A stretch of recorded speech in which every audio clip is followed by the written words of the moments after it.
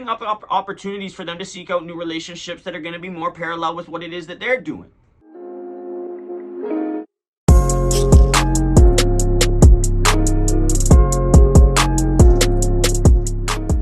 You got to be willing to shed the relationships that are not necessary in the trajectory of where it is that you want to go in your life.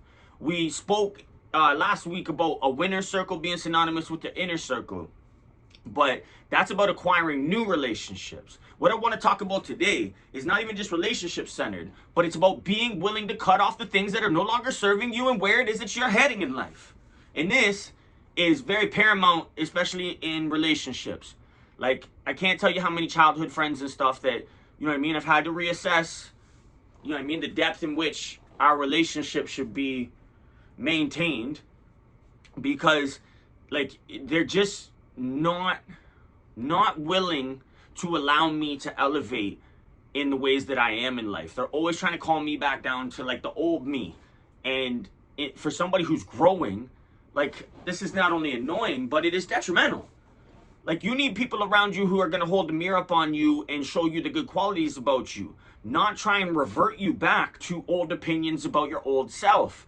Now, with relationships that you had when you were your old self and trying to carry them into who you are becoming, it doesn't work.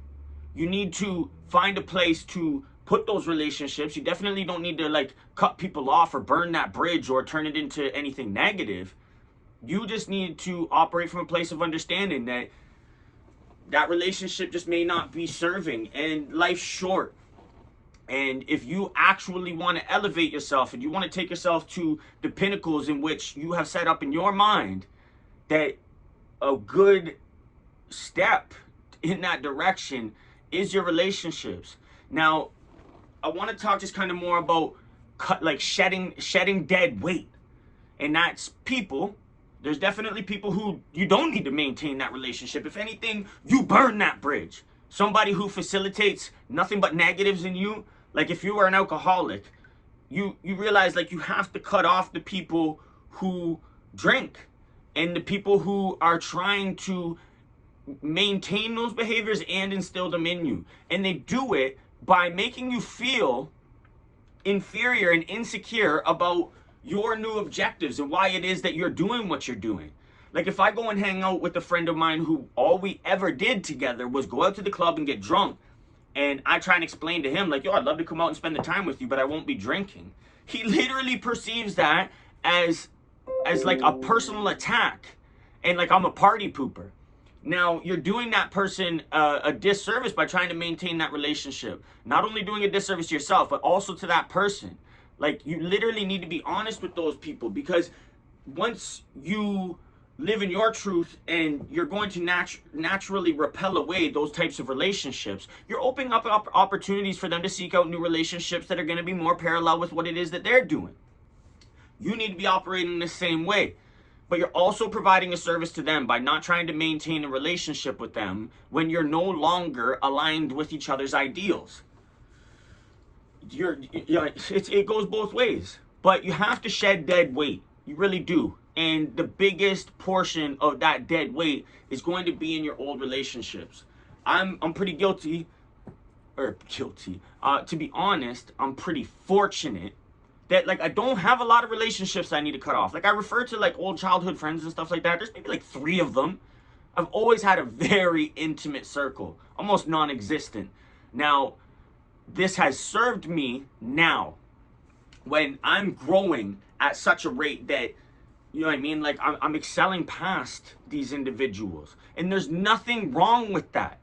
Everybody is on a different course, a different path, a different trajectory in life. So, like, I can't tell you how many times, like, I've had, you know what I mean, older relationships try and call me down. Like, oh, you're changing. Oh, you changed. It's like, no, I'm growing.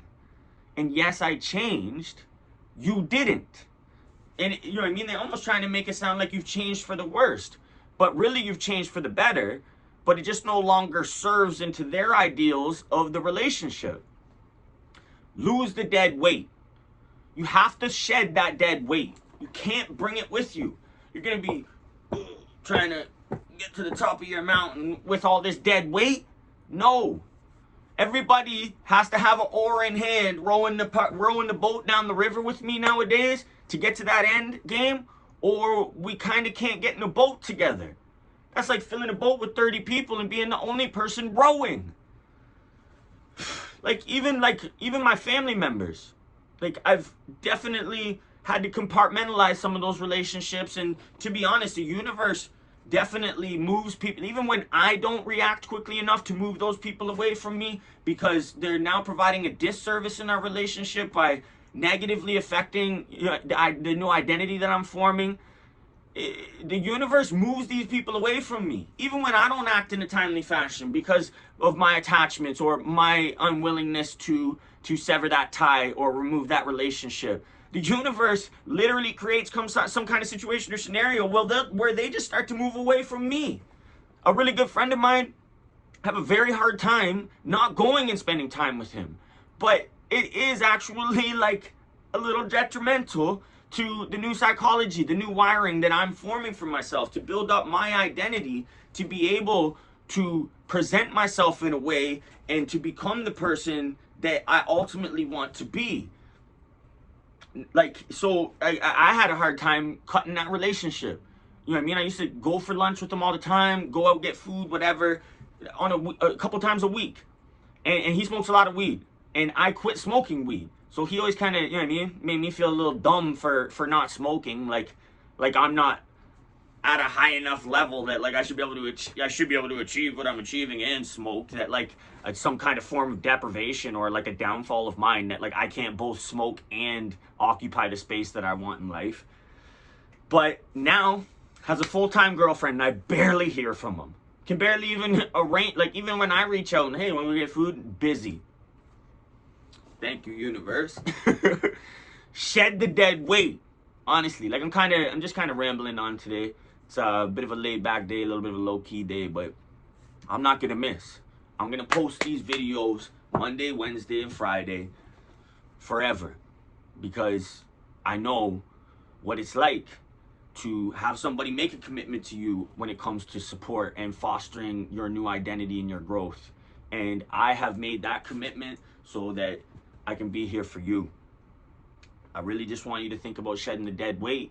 Kind of only really got into that in realm of relationships. Can't really think of anything else. Like there's definitely, you know what I mean? Like you have to shed the dead weight. You have to shed the addictions or like the habits that don't serve. You have to shed maybe the way that you dress doesn't necessarily serve into the new circles that you're going to be in. There's dead weight that you need to do away with. And the most predominant one is going to be the relationships. So make sure that you're doing an assessment of those relationships and finding any dead weight and removing it, because it's only going to make it easier for you to move forward. Now let's grow together.